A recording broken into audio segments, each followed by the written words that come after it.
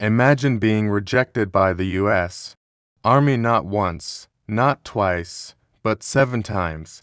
Now imagine that same man later standing alone against German tanks and surviving long enough to become one of America's greatest war heroes. This is the unbelievable story of Vito Bertoldo, the half-blind army cook who refused to quit. December 1941. America had just entered World War II after the attack on Pearl Harbor. Across the country, young men rushed to recruiting stations, eager to serve. Among them was a tough coal miner from Illinois named Vito Bertoldo. But there was a problem. Vito's eyesight was terrible.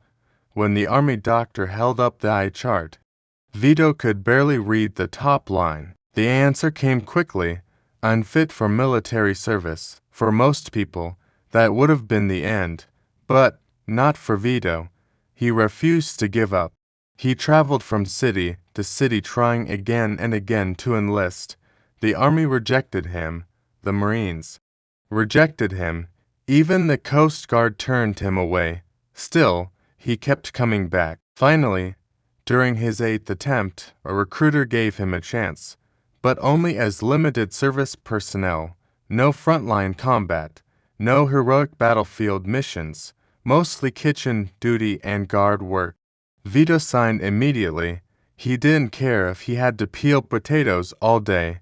He just wanted to wear the uniform and serve his country. At training camp, other soldiers dreamed of becoming famous combat heroes.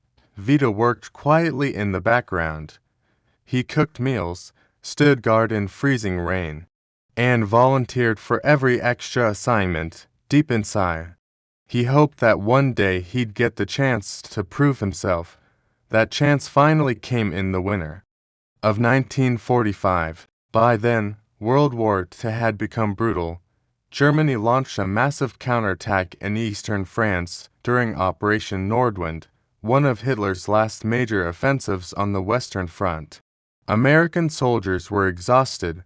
Towns were turning into battlefields overnight. Vito's unit, the 42nd Infantry Division, was sent to defend the small French village of Hatten. What happened there would become legendary. German artillery pounded the town day and night. Tanks rolled through the streets, while veteran German infantry pushed deeper into American lines. Chaos spread everywhere. Vito wasn't even assigned as a frontline rifleman. He was still officially a cook, but when the battalion command post came under threat, officers prepared to evacuate before German armor surrounded them completely. That's when Vito made a decision nobody expected. He volunteered to stay behind alone and protect the retreat. Think about that for a second. One man. Against tanks. Against experienced German troops. Against impossible odds. As the American officers escaped through the darkness, Vito dragged a .30 caliber machine gun into position near the entrance of the command building. Then he waited. The sound of engines echoed through the frozen streets. German tanks entered the village, expecting little resistance. Instead, they walked into a nightmare. The moment enemy infantry appeared, Vito opened fire. Bullets tore through the street.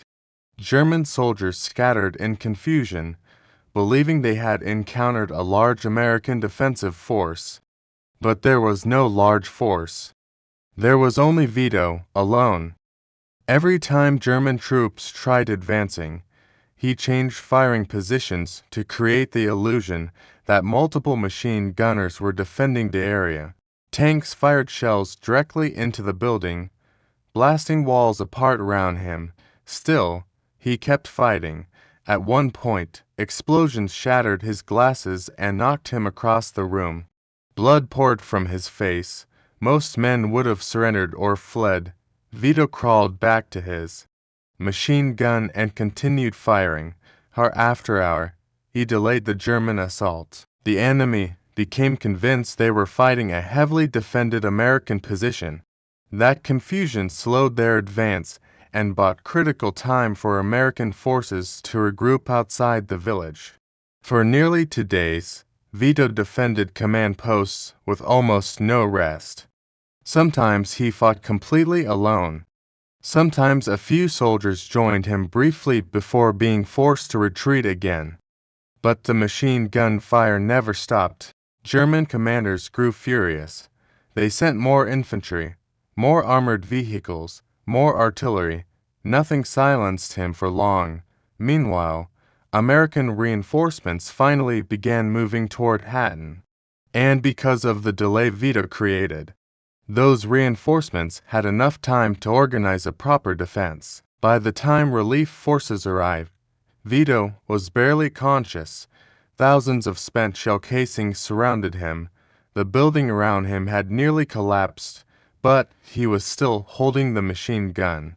Investigators later struggled to believe the reports.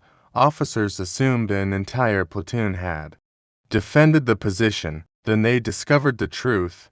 Most of the fighting had been done by one nearly blind cook, the same men the army once labeled unfit for service.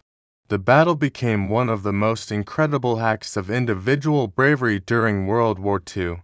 Vito Bertoldo was later awarded the Medal of Honor, America's highest military decoration. During the ceremony, President Harry Truman personally honored him in front of military leaders and reporters. But Vito remained humble. When asked about his actions, he simply said, "I was only trying to protect other American soldiers. No bragging, no dramatic speeches, just duty." And maybe that's what makes his story so powerful. Vito Bertoldo proved that courage is not about perfect eyesight, perfect strength, or perfect circumstances. It's about refusing to quit when everyone else says you can't. Before we continue, if you enjoy true World War II stories like this, make sure to subscribe to the channel, like this video, and share it with fellow history fans. Your support helps us bring more forgotten hero stories back to life.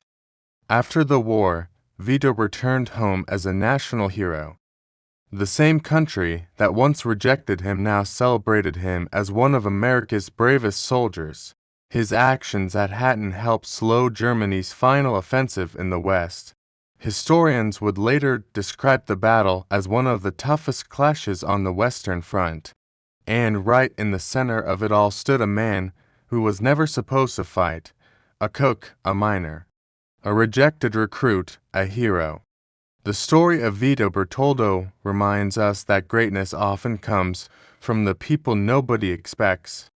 Sometimes the strongest warrior in the room is the one everyone underestimated.